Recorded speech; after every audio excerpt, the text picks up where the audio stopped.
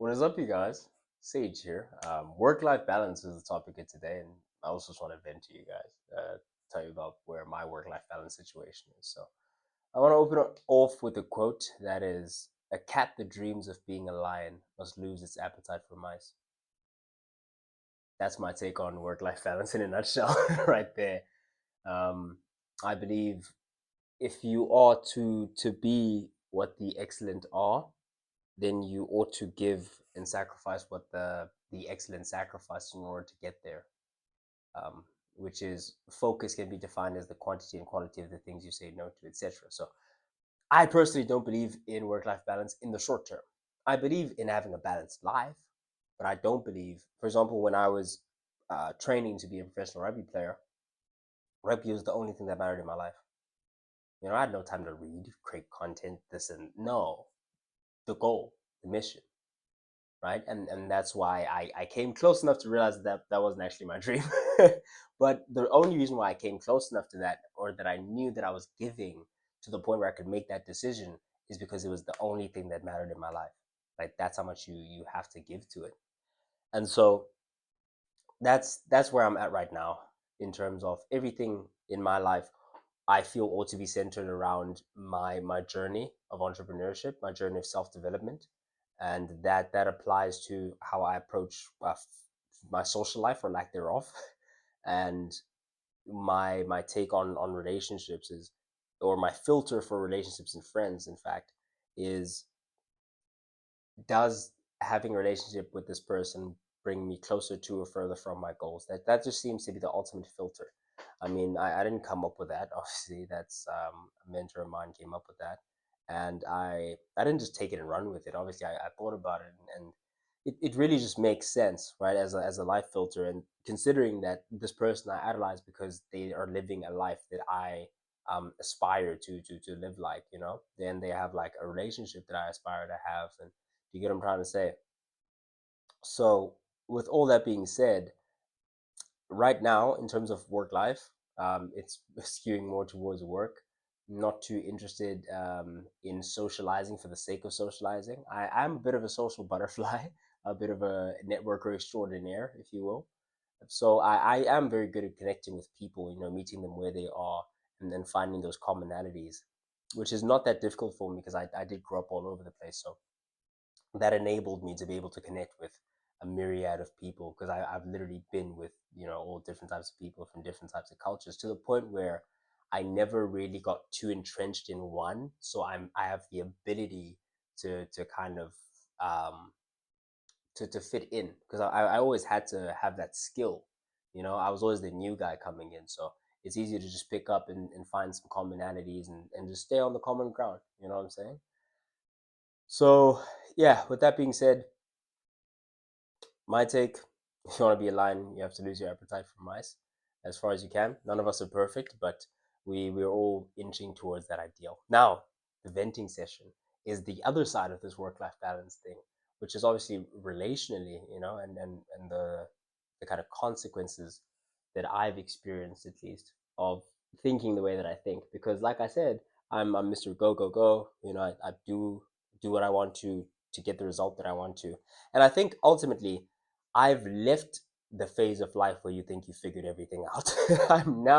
I jumped straight to the phase where I don't know what the frick I'm doing. you know, I don't know what the frick I'm doing. I just know a couple of things, and I know I have a couple of rules of thumb. A couple of the basic principles of life, of mathematics and science. The basic things that we can kind of understand to be true are all that I hold dear, and even those I've tested mentally for myself.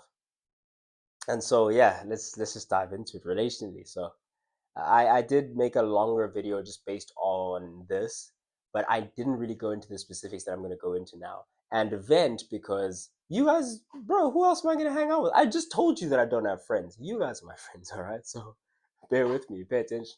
It's not always going to be about, say for example, a business, unless that's what I'm focused on at that time, or I'm learning something. If I'm learning, then I'll learn with you, and teaching you helps me retain the information.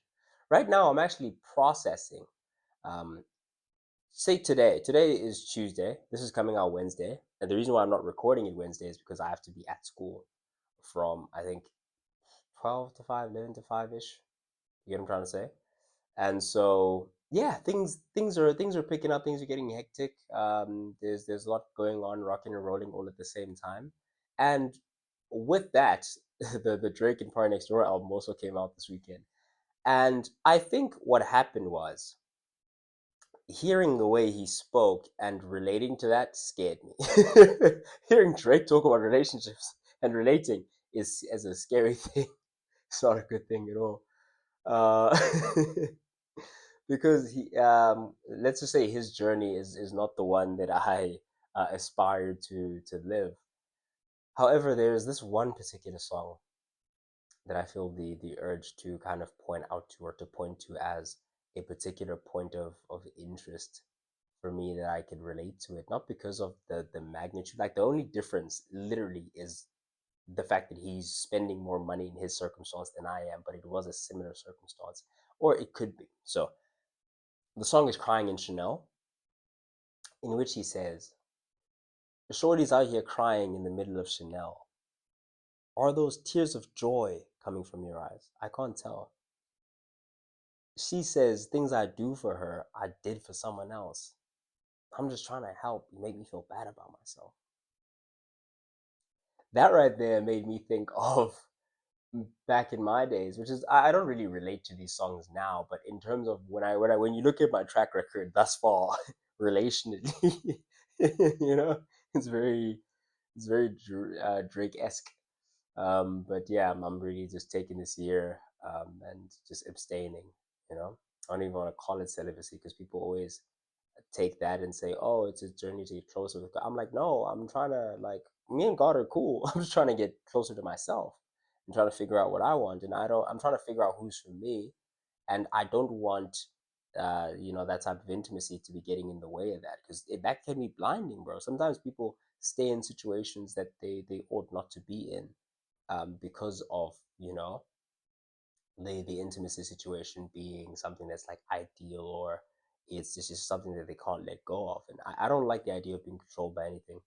I don't like the idea of anything.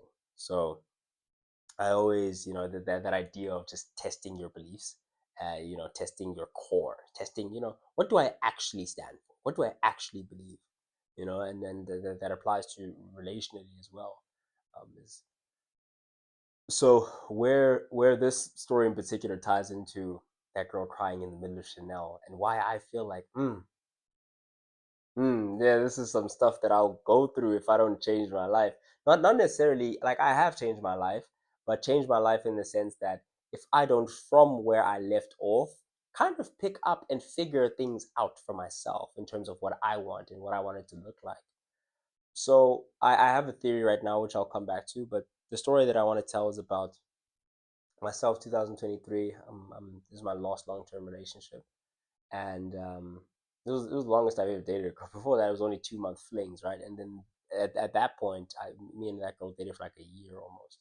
Well, we dated for a year and for the entire 2023, but we had started like maybe talking in March. Do you get what I'm trying to say? And then we were just talking for a while, and then it became something serious. So as we're just talking, I'm coming out of, let's describe it as my pimping phase, my player phase, whatever you want to call it. But I'm coming out of that phase, and I had some philosophies that I held at that time that I now don't believe in. But at that time, I truly believed that you could, for example, be intimate with other people while being in love with one person, and those two things not interfere with one another, which held true. However, it did not hold to the standard that I had for myself as a human being. I found that yes, it is true that I can do this and do that at the same time. And that's where the crying in Chanel comes in, is when I realized that, oh, okay, this is a doable, it's 100% doable. Like I'm in a happy relationship and I'm also just out here just being a wild a wild dude, man. At the same time, and these two things are not interfering with each other because I have a very clear understanding of what I do for her and with her, and I have a very clear understanding of how I don't transfer that like there's no love on this side. It's just purely just it's just physical. It's just the act. There's no, you know what I'm saying? Like I don't call these people. I don't chat to them every day. I don't like they just get what they get and they, you know what I'm saying, and they have to be happy with it because I have a wife at home. What are you what are you talking about? Asking me about calls and say, hey, I love my wife. What's this? What are you talking? You get what I'm trying to say?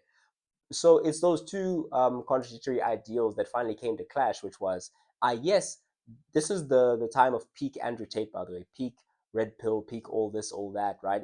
And this is coming out at a time when masculinity was seriously under attack, and so the shining light that seemed, or the shining light that is masculinity that beamed from those men was very much attractive to a young man like myself, and so I took their ideals as mine, and I lived in the way that they described, you know, a truly masculine man to be a conqueror. You know, Andrew Tate really believes his own hype because he said yesterday, I believe, in a tweet. Yeah, I saw that tweet yesterday in the morning, which was, "You cannot be a conqueror if your offspring come from one woman." You know, of which I'm like, you know, he really believes his stuff. I don't believe that. I believe you like there is such an instance where one is a conqueror and they don't need like, okay, having multiple women has nothing to do with being a conqueror. Do you get what I'm trying to say? As in, you can conquer without having multiple women, and you can have multiple women without conquering. Those two things aren't necessarily mutually exclusive or mutually inclusive, whichever one of those. I didn't really pay attention to that. But my point is, but my point is, one can't exist without the other in my mind. And he really believes his like what he says, which is dope because it kind of gives you that feeling of, oh, okay, so there was no kind of like no one was trying to play me into doing anything. I was just really just going through this journey on my own. And yeah, I picked up those ideals, I examined them, and I found that okay, these don't really match up with my values. Like I can, it is possible to live in this way, but I felt that although I can rationalize me being a net negative or a net positive to society, there was a negative that I was still being a part of. You know, there was a vice that was still within me, and I believe that a not a perfect man, but a man who is closer to himself is a viceless man, a man who's controlled by nothing. Again, which goes back to me not wanting to be controlled by anything, and so in that living, right? Or when I did believe what I believed, I was living in that way. And as I go through this, I'm slowly going through this journey of trying to realize and self actualize and trying to find myself at the same time, which is not a great combination. But if anyone's listening to this that's younger than me, that's, listen, the philosophy was what? The Tristan Tate. I'm young, my tool gets hot in the morning, so let's go out there and put that in somebody, you know? Like, let's go out and put it in somebody. I'm young, it gets hard every morning. It just makes sense. Terrible advice. Don't do that. If there's anyone younger than me listening to this, don't do that. It literally simply it just gets messy.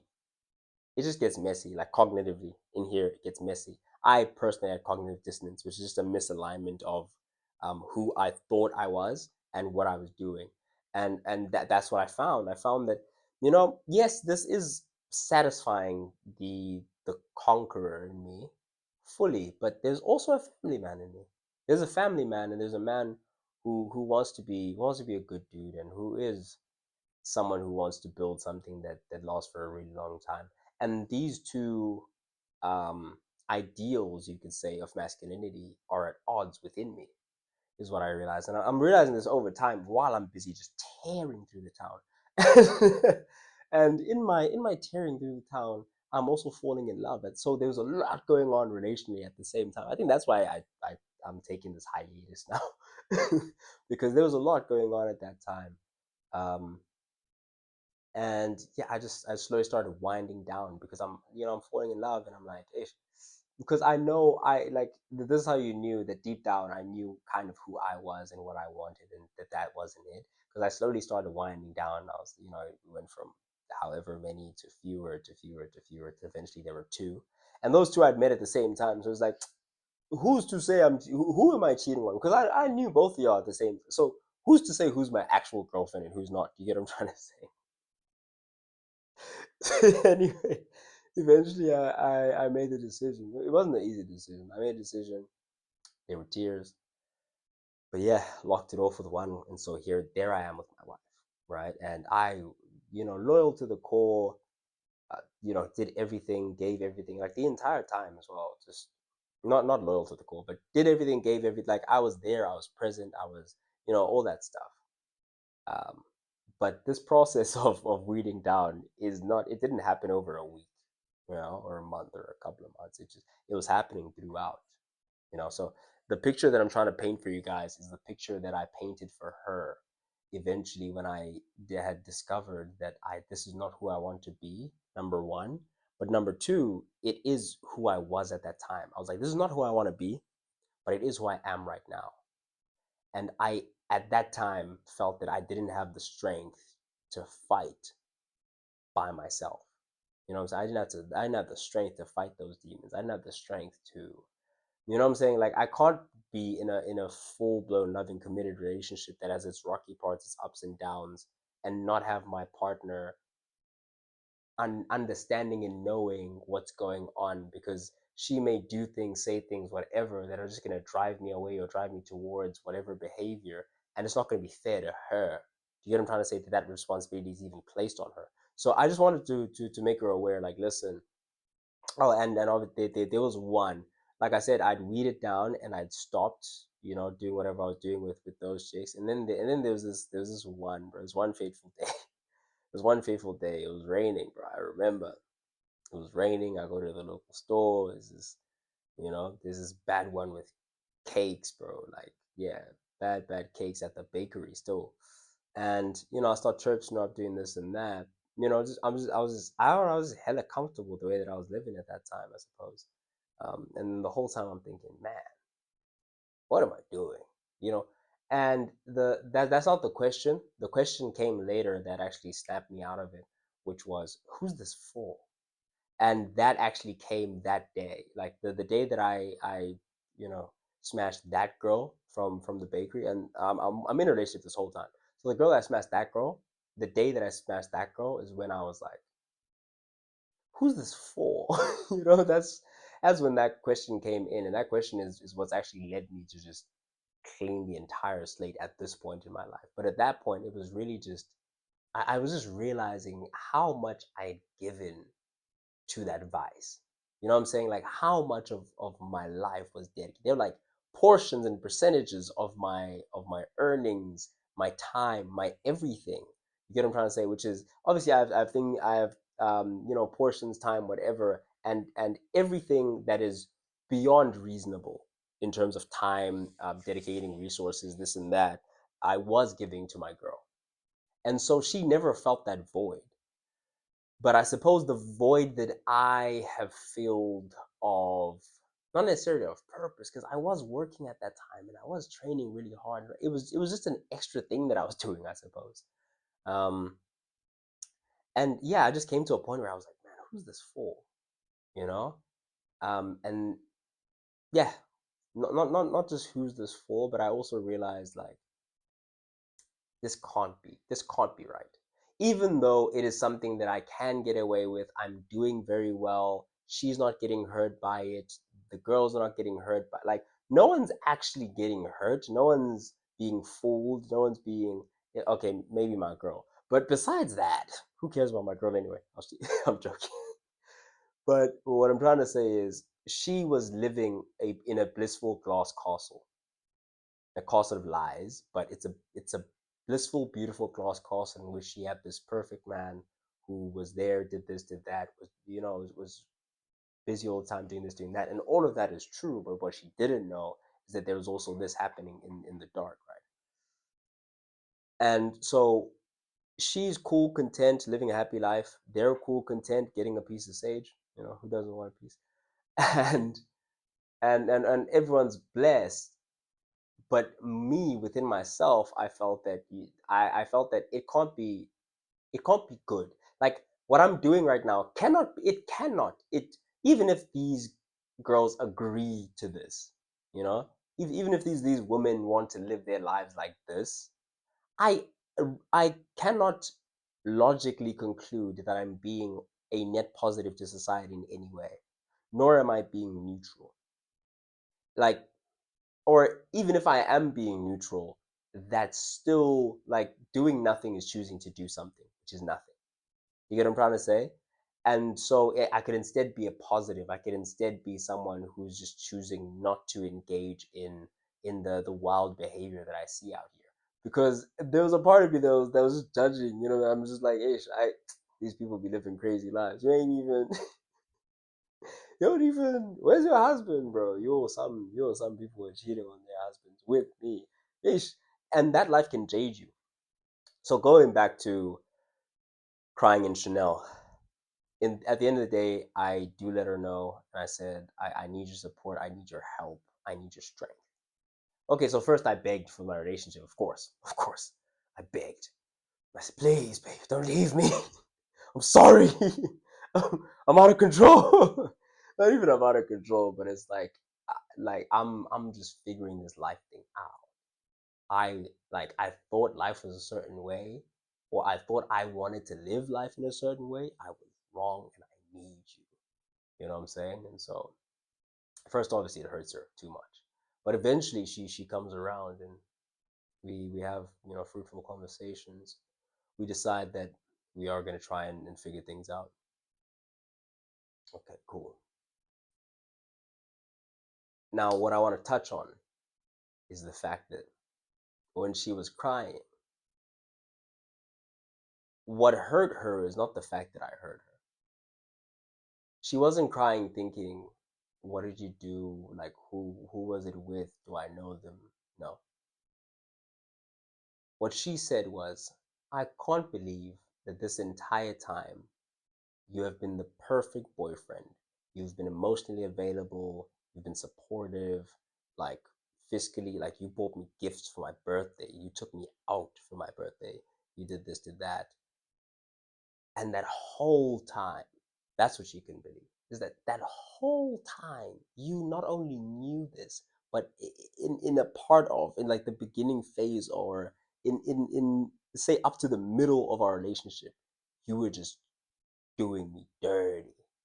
And I had no clue. So that kind of rocked her to her core, I suppose. And that right there, right, that right there is like, damn, Shorty's out here crying in the middle of Chanel. Not necessarily those tears of joy from your eyes, I can't tell, but she says things that I do for her, I've done for some. Like, what she was actually crying about is not the fact that I was doing those things with other people, is the fact that the things I was doing for her, I was doing while, you know what I'm saying, while doing that, like she just couldn't fathom it. Just. So yeah, that's where that Drake song led me, just to thinking, damn, she's crying in the middle of Chanel because she says things I do for her, I did for someone else. And I just want to help, make me feel bad about myself. Like, I'm just trying to, because realistically, I gave you love. I didn't give them love. I just gave them the physical, this and that. But then, you know what I'm saying? Like I hear a point. I'm being a hole by saying these things in this way. I understand now, now that I'm older and wiser. But ultimately, ladies and gentlemen, I have no idea where to go from here, which is not there. That's not where the story ended. It's that's where the problem starts. That's not where it ends. Which is, I cut that life off cold turkey. I changed my life, and I told myself I'm gonna live in a completely different way, and I did. And here's where the M Night Shyamalan twist comes in, which is I actually end up breaking up with her. Not breaking up, but taking a sort of break. And what did Drake say? He said, 4 months, not a long time, but you somebody you just couldn't wait. You broke my heart, you broke my heart. Oh, you'll forgive me. I'm a bit feverish. Like, I've lost my voice, as you can tell. It cuts out from time to time, but it's time. Yeah, 4 months not a long time, man. And we were in communication for say a month of it, a month or two of it, and then 4 months after that break period, I come back around, not like completely, but I don't completely spin the block, but I was just checking her thingy, bro. I was just checking her Facebook. I was in the kitchen, bro. Yo, now talk about rock to your core, my boy. Is this chick not like oh lovey dovey? They're at her crib, this and that. Like this nigga looks like he's met the families. I'm like, damn, that's that's different. You know what I'm saying? Like that's not you're not who I you know what I'm saying? Like you're not who I was dealing with. And those are the conversations that I had given her a break to have. Also, I need to figure myself out a bit more. I was like, I need to figure myself a bit. And then you also need to have these conversations with your family because she was talking about like moving to Cape Town or something because she wants to just get away and this and that. And I'm like, listen, I hear you, but at the same time, there are conversations that could be had where you wouldn't have to take these extreme and these are the people that they love you. You know what I'm saying? These are the people that love you. So you should be able to have these conversations. Otherwise, you're not ruining your life, but you're like there's a certain level of communication that should be possible. And she was like, no, it's difficult. It's this, it's that. And then I was like, listen, I'm gonna give you the space that you need. So I was kind of being selfless in that way, and I kept tabs throughout the beginning, but she kept trying to like get back together, and then I was like, okay, I'm gonna just stop communication with you for a while, But I did that with the intention to come back around, and I did come back around. I come back, I'm like, boom. A couple months later, this girl's in a full blown relationship. I'm like, wow, I dropped to my knees. The tile in my kitchen cracked when my knees hit the floor, bro. It just like boom. I said, oh. I said, no. No. But yeah, no, I was rocked. I was rocked. I double took. I switched the phone off. I put it away. I said, nah, let me just finish this. My heart's going boom, boom, boom, boom, boom. I can't believe my eyes. Yeah. So I take this phone. I'm like, yeah, I should probably ring her. And I know what you're thinking. No, why you want to ring her, bro? I just want to ask. I want to ask the question. And the gents know the question. It's like, okay, cool. You're dating. You're dating. Apparently, you and my man are cozy on your couch taking selfies. No problem. I've never been on that couch, but we dated for a year. No problem, because it tells me that you've at least worked up the courage to have those conversations, so that your family's a bit more comfortable with your freedom, because you are like getting older now, this and that. By the way, we were like the same age, so she was like a year younger than me. She is probably still a year younger than me. She's still alive. I don't know. That's not a threat. Don't have me investigated. I just mean I haven't spoken to her. So yeah, it is at that point that I'm like, damn. So oh, yeah, it's this and that. It's cozy, but it's 4 months. Not a long time, Shorty, like, and I didn't, and I at that time I'm thinking I don't take her for the type to move on this quickly, especially not physically, because she's only been with I think one other guy at that time. She's only been with one other person her whole life, and then me. So I was like, nah, ain't no way, right? Ain't no way. Yeah. So long story short, I called her. I found out there was a way, and then it happened. So obviously the question was like, have you guys already? She was like, yeah. I'm like, hmm.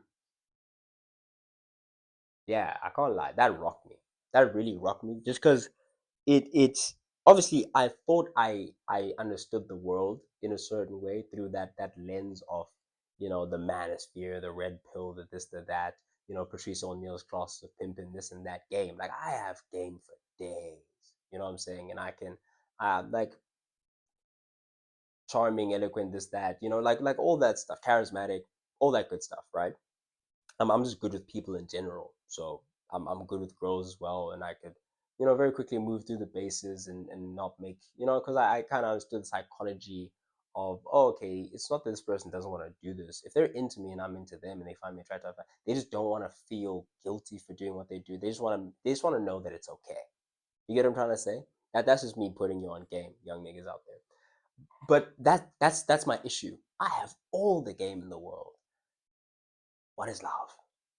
Baby, don't hurt me no more.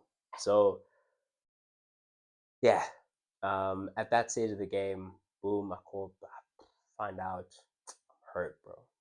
I'm hurt. I'm dead hurt. Like I'm on the floor, just in excruciating pain, because I knew, and she was open to having a conversation. So I hit her that day, and I'm in my feelings, so I hit her on some.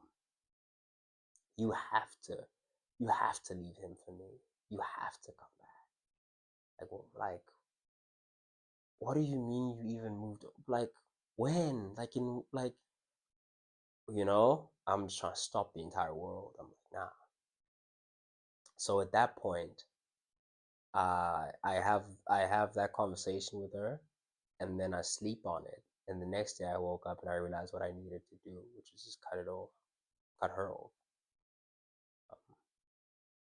Because at that time, to be completely honest with you, I'd felt that I wouldn't really um, respect myself if I moved forward. Like, I've always had this kind of rule that I've lived by, which was, if ever you move on, especially intimately, it's because you've literally driven yourself to the point mentally where you've lost all feelings for me, and you could move on physically. Because girls just don't do that. You know what I'm trying to say? So if she's at that point, like, I've heard it 1,000 times that, okay, this is the situation, and so I was like, you know what, I've lost her. And she was obviously telling me things like, no, he's not there, we can't have the he's not there the way that you were. He can't have the, cognitively stimulating conversations that you're able to have, and he can't bring, like, he's just not you, like, he's not, you know what I'm saying, like, in the sack, this and that. And I'm not even saying that in like any type of way, but I've studied this game, I've learned this game, like, I love the game, I loved the game. And so I was really good at that whole space of just taking care of my woman. You know what I'm saying? So she was kind of feeling that, ah, damn, he's not you. And so there was an opportunity to kind of get that back together, but I was, that rule of thumb, which was like, damn, if she's moved on, it means she's moved on. You know what I'm trying to say? And even if you bring her back around, the capacity for her to move on again is, or like, that door is already open. You know what I'm trying to say? And so, yeah, I decided to cut that off. I do, and instead of processing that emotionally the way that I have at this point, I just dive straight back into the streets, and in doing so, I continue to kind of cover up. I don't think I really, okay, nah, never mind. I was outside because I remember, like, the weekend off, like, days after, because I was really, like, I was hurt, I was hurt, but the only way I knew how to express it was just like, forget it, whatever. Which was, yeah, at that time, it's just the way that I knew how to process or not process emotions. And so, yeah, I dove right back into the street, but I really don't think I did. Okay, never mind. So yeah, I was back. I was fully back.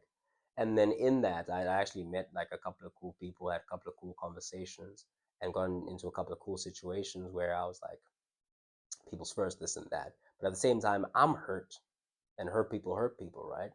And so I wasn't really, I'm not talking, I'm non-responsive, I'm this and that. I may be distant, I may disappear for a couple of days, couple of months, whatever, here and there. And so say one such person, whose first I was, had actually, you know, been over a couple of times, done this and that. We had a pseudo relationship type thing going on. And then when that person had worked up the courage, I think I'd stopped talking to her for like 2 months or so.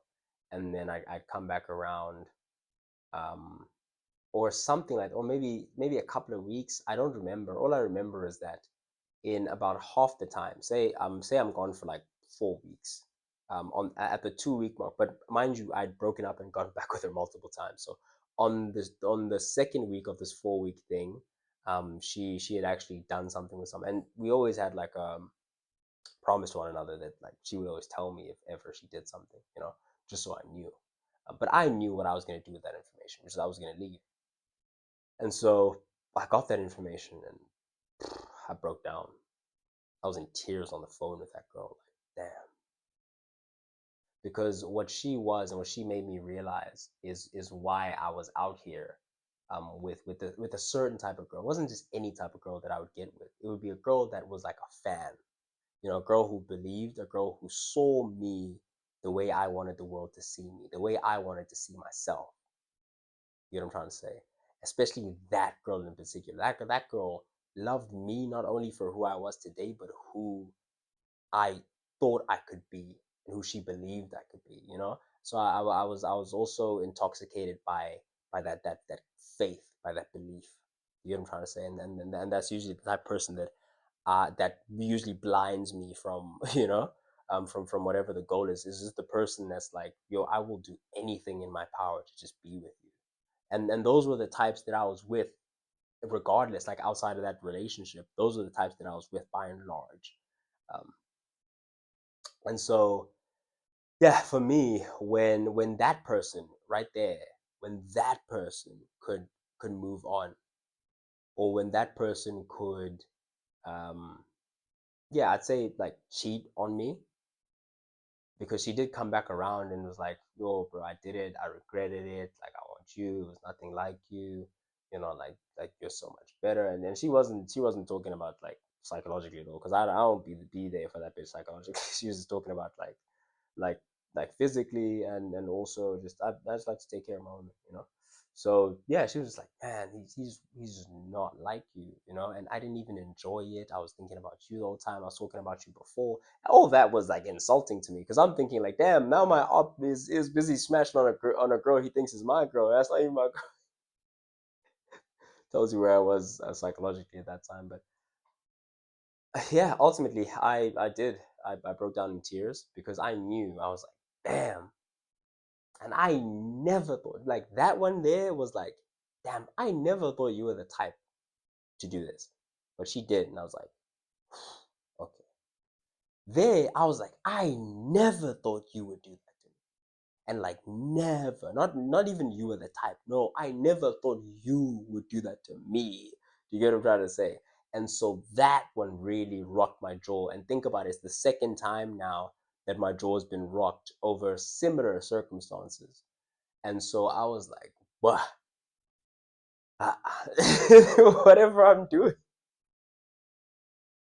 I was like, whatever my philosophy is for this whole dating relationship, it's not the one. I need a new game plan. I need a new coaching staff, new players. Nah, I'm joking. Not new players, not new players. But I need to just take time off the game, rebuild the stadiums, rebuild the training grounds, make new training programs, make up new like formulas and solutions for the supplementation. Like I need something else, not this, because I was merged, bro. Yo, it took everything from me. It took my breath away. So yeah, that's basically the last type of situation that I was in. Except there was one more, but that was more so like a mutual, I'd say, you know, fun buddy, that type of thing, who kind of ended up wanting a little bit more.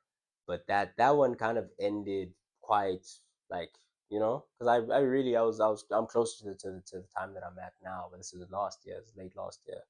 And then I have that conversation of like, damn,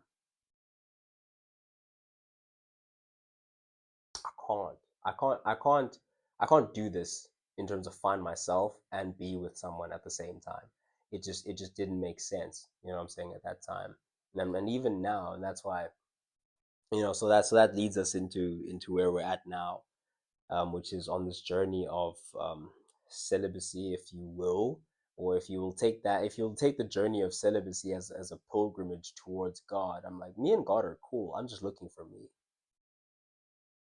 So you can call it abstinence if that's, if you'll take celibacy in a religious context, then fine. I'll just say I'm abstinent then.